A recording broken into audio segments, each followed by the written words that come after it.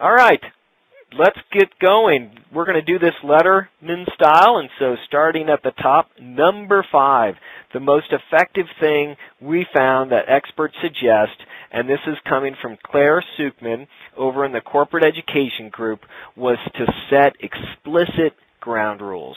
And what that means is when you're having a staff meeting with your department, up front and as staff changes, go over these rules and not only talk about them, but get agreement so that everyone can be held accountable. Some of the rules you may want to consider might be to always have an agenda. That came up a lot and clearly will help facilitate a more effective meeting if there is an agenda. For larger staff meetings, especially if you get into 10, 20, 30 people, you may want to consider even allowing people to come and go for their portion of the call only, which would be identified in that agenda.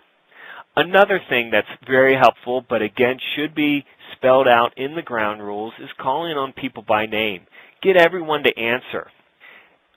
One of the things we talked about, I think, a little bit earlier is, and some of the chats that have come in have talked about this, is how do you control not getting off track?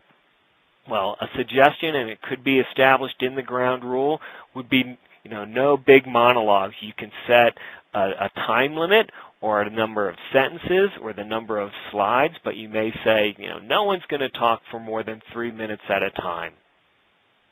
And again, with larger calls, it's often really important to have people, as the ground rule, always say their name when they're contributing.